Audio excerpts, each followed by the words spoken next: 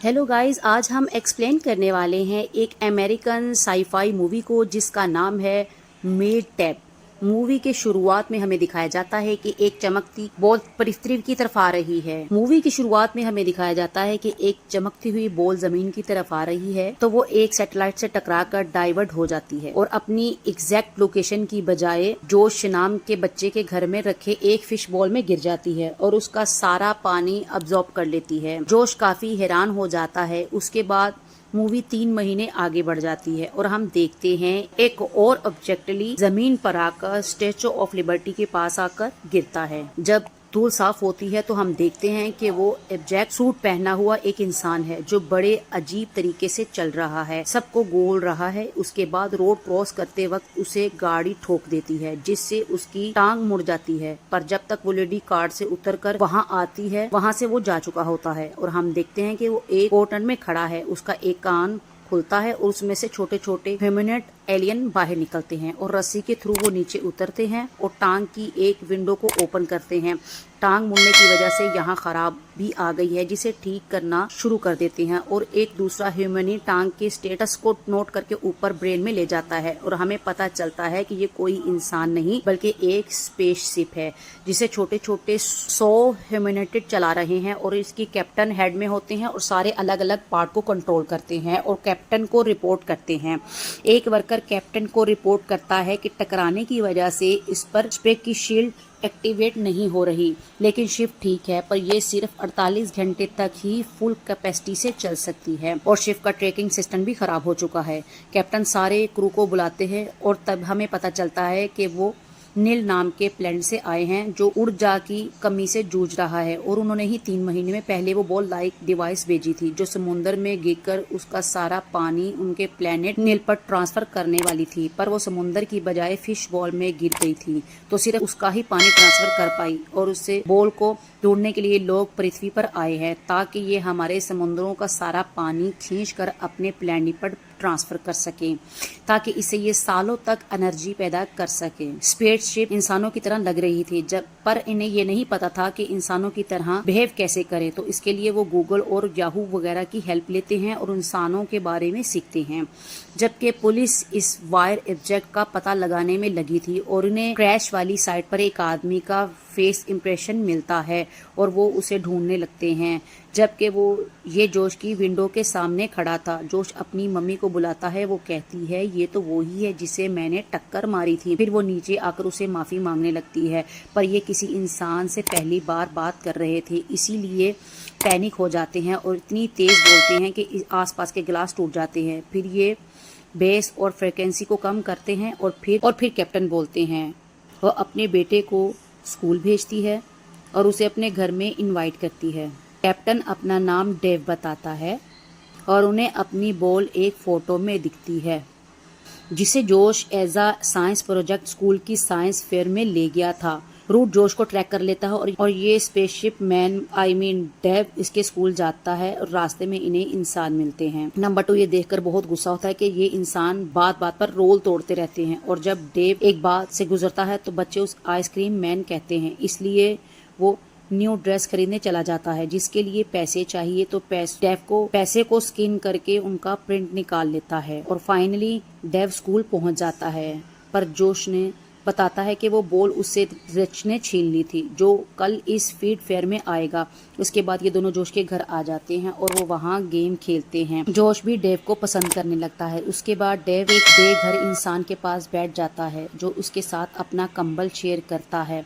Dave हैरान हो जाता है कि इंसान एक दूसरे की कितनी परवाह करते हैं और इन एलियन को रियलाइज होता है कि इंसान हमसे बहुत एडवांस हैं। अगले दिन डेव एक्टिवेट होता है पर सिर्फ 20% पावर बची है शिप की और पुलिस भी इसे ढूंढ रही है। डेव जोश के साथ बॉल ढूंढने फेयर में जाता है और वहाँ वो हॉट डॉग ईटिंग कंपटीशन में पार्टिसिपेट करते हैं और डेव जीत जाता है। उसे एक सॉफ्टवेयर मिलता है जिसे वो जीना को गिफ्ट कर देता है और उसके बाद डेव देखता है कि रिच जोश को परेशान कर रहा है। डेव आकर उसे उल्टा कर देता है और बॉल निकाल लेता है। बॉल मिलने के बाद डेव जोश और जीना को एक रेस्टोरेंट में चलने को कहता है जीना का बर्थडे सेलिब्रेट करने के लिए।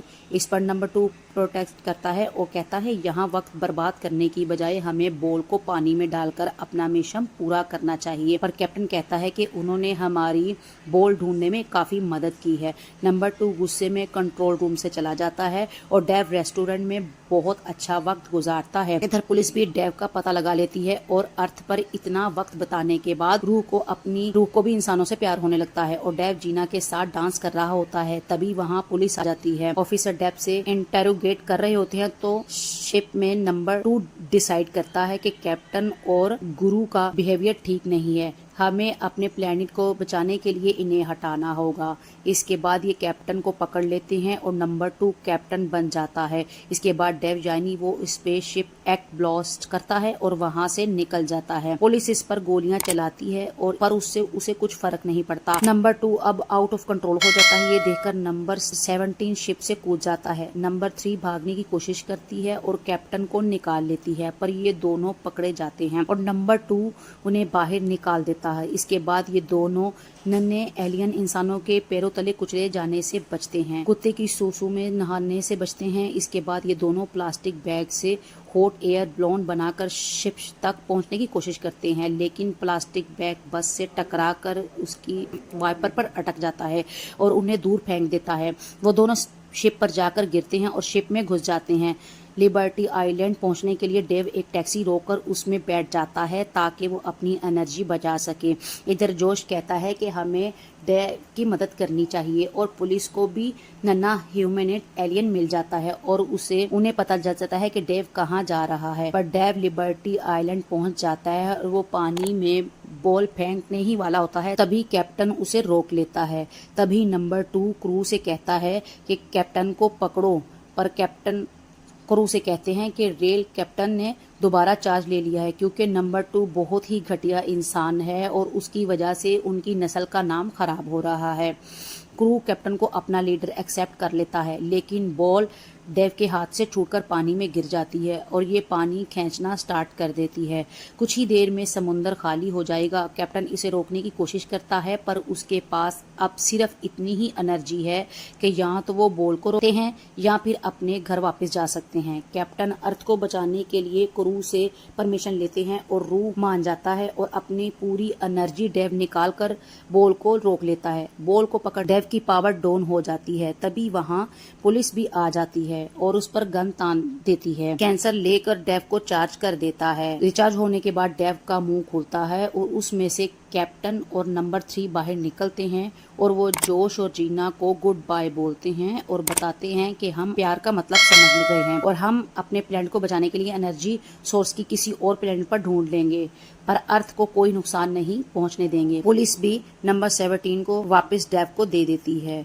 फिर डेव अपने प्लेनेट पर वापस जाने लगता है, पर तब ही FBI वहां आ जाती है और डेव को पकड़ लेती है। पर जैसे ही FBI वाले उसके पास आने लगते हैं तो कैप्टन और क्रू शिप ब्रॉथ कू में चले जाते हैं और शिप से अलग होकर पृथ्वी से निकल जाते हैं और स्पेसशिप एंड नंबर 2 को पृथ्वी पर ही छोड़ दे जाते हैं। कैप्टन नंबर 3 को शादी के लिए प्रपोज करता है और वो मान जाती है और इन दोनों के साथ ही मूवी खत्म हो जाती है। अगर आपको ये वीडियो अच्छी लगी है तो प्लीज़ लाइक करो इसे और सब्सक्राइबर नहीं किया तो सब्सक्राइब करो। हमारे चैनल को बेल आइकन दबाकर नोटिफिकेशन ऑल पर भी क्लिक करो ताकि आपको और भी अच्छी वीडियो मिलती रहे।